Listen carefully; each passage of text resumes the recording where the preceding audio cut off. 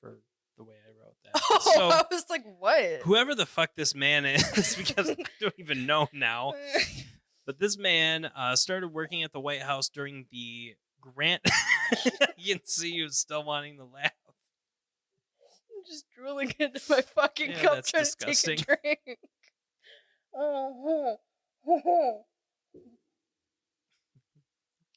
Jeremiah was a bullfrog. If you don't leave all this in. That sounded like the fakest laugh I've ever heard. Because it hurts. I'm literally holding my ribs. Oh my god. Okay. Welcome to the show, YouTube. This is the first time you've seen us live? Not live, but on video. Jeremiah Johnson.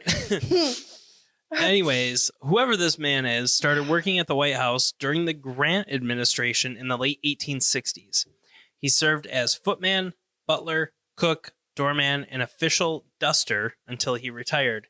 I don't know. What a fucking bitch-ass job. I said, you know what? You're doing all this other hard work. You know why you're at it? Do the bitch work, too. And he would claim to have seen the ghosts of several past presidents and first ladies, including Lincoln, Grant, and McKinley. There's also a much lesser known spirit, which is said to be an unidentified 15-year-old boy that is called the Thing. Ew. Yeah. That's the grossest part about that. The Thing. So whatever the Thing is greatly frightened the Taft administration in 1911. Taft's military aide, Archibald. Did you slam your face on the keyboard? No, Archibald Butt. It may be pronounced Butte. I don't know, but it's spelled B-U-T-T. But. Butte, Montana. That's B-U-T-T-E. That's true. So it's got to be Butt. So he had once. You think he's got an Archibald butt? You think he's got some hair? Shut the fuck up. I'm muting your mic. No, thank you. He had once written to his sister Clara, the ghost, it seems, as a young boy about 14 or 15 years old. They say that the first knowledge one has of the presence of the Thing is a slight pressure on the shoulder, as if someone were leaning over your shoulder to see what you might be doing. Bro, if that shit happened, I would literally be like, you can stop fucking touching me. Yeah. Bubble. Leave room for Jesus. Yeah. Like, fuck off. Oh. President Taft ordered Butt to tell the White House staff that the first member to repeat stories about the Thing would be fired. Oh, yeah. He didn't want anybody to know about the Thing. Fucking pussies. So going into... I get a bitch running up on me and I'm like, fucking fight me, you invisible piece of shit. Yeah. And the presidents are like, no, don't tell anybody. They can't know. Yep. So a few other people have been seen, or a few other spirits have been seen in the White House. And after this list, that's it. That's all I've got. Abraham Lincoln appears Abraham Lincoln. Daddy Lincoln. Daddy Lincoln appears in the Lincoln bedroom and Yellow Oval Room. First Lady Grace Coolidge, Prime Minister Winston Churchill, and Queen Wilhelmina of the Netherlands claim to have seen Lincoln. Wilhelmina? Yeah. Wilhelmina. Whatever. Wilhelmina. Wilhelmina. I'm gonna Wilhelmina you in the face with my fucking fist. Harder, Daddy. Willie I didn't Lincoln. even flinch, fucker. I know. Flinch fucker. Flinch fucker. Willie Lincoln, who died in the White House, was seen in the White House by staff members of the Grant administration in the 1870s. I would have died too if my name was Willie Lincoln. Sorry. Andrew Jackson, supposedly lying in his bed in the Queen's bedroom, the Rose Room, lets out a guttural laugh that has been heard in the White House since the 1860s. Mary Todd Lincoln claimed to have heard Jackson stomping and swearing. No, that's just my future ghost. Yeah. Being pissed off about the whole thing. It's been said that Thomas Jefferson plays his violin in the Yellow Oval Room. Which, like, I feel like that would be, like, the least scary thing to hear. Like, you just hear violin playing. It's really nice. I'm sorry. Shit doesn't scare me, man. Yeah, it's true. Dolly Madison protects the Rose Garden. I knew there was something with the Rose Garden. Yep. John Tyler haunts the Blue Room, proposing to Julia Gardner, his second wife. That's my cousin's name. Julia Gardner? No, John Tyler. Oh. Yeah, you're right.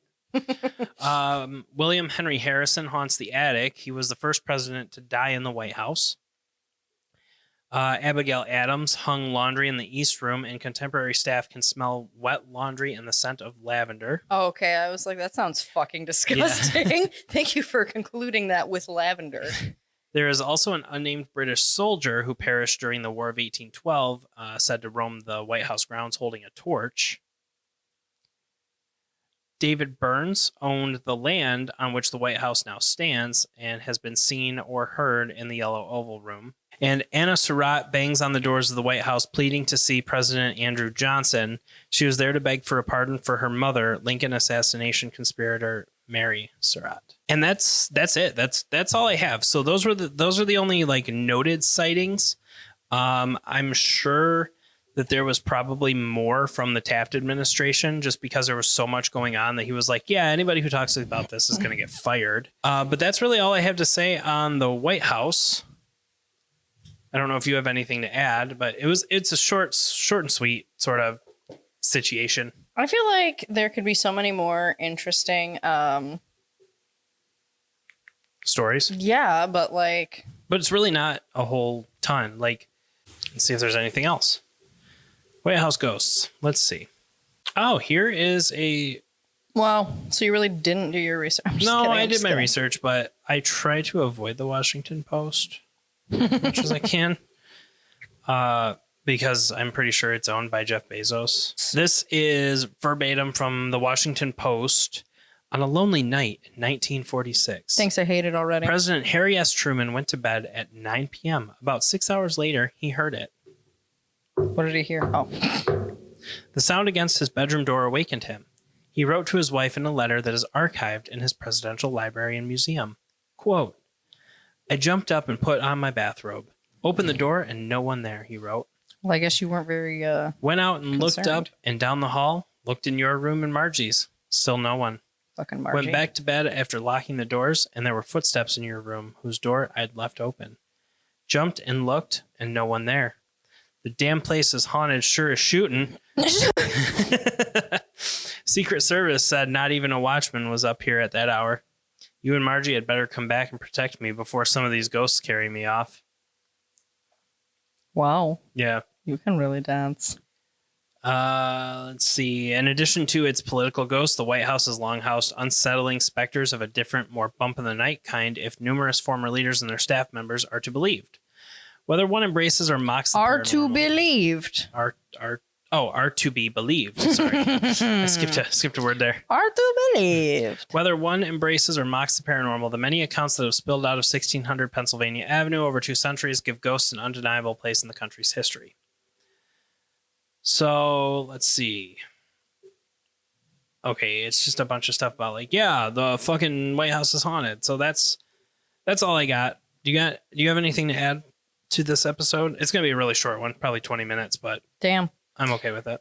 No, again, I really wish there were more ghosts. Can we talk about the fact that I am 33% fucking sure that, was it Taft that got stuck in a bathtub because he was so fucking big? Google it. I'm pretty sure Taft got stuck in a tub. Okay, so Taft, this is what this says from towwaters.com. Taft may have had larger dimensions and he is known to have overflowed a White House bathtub. However, there is no evidence that proves he got stuck in a bathtub. 4 men in President Taft's... Oh, and there's a picture of 4 men in President Taft's bathtub originally published in a 1909 issue of Engineering Review. Well, that's a fucking bummer. I was hoping it's true. So, yeah, not true. So anyways, that was the White House, a very, very quick episode. Hope you guys still enjoyed it. And are you doing this because Monday is election day? Tuesday's election day. Yeah, you know what I mean. No, I actually did not plan that out. It just kind of worked out. Mm-hmm. I like the story. But if you guys are enjoying the podcast, we would greatly appreciate it on Apple Podcasts if you could rate us. And I actually did find out recently that you can also rate podcasts on Spotify. I did not know that. So if you're listening on Spotify, if you could rate us as well, it'd be awesome. 5 stars are always, always appreciated. However, give us an honest review and rating. You don't have to leave a review. Unless it's a bad one, and then fuck you. No, I'm just kidding. Yeah, she's going to say that every time I say this. So, but leave us an honest review. I will read it. I won't tell her about it if it is sort of negative. So we are still rating 5 stars average on Apple Podcasts. So thank you guys for rating us. Greatly appreciate you taking the time to do that. And for more information on the show, you can visit www.hhhpod.com. And we will talk to you on the next episode this week on True Crime Friday.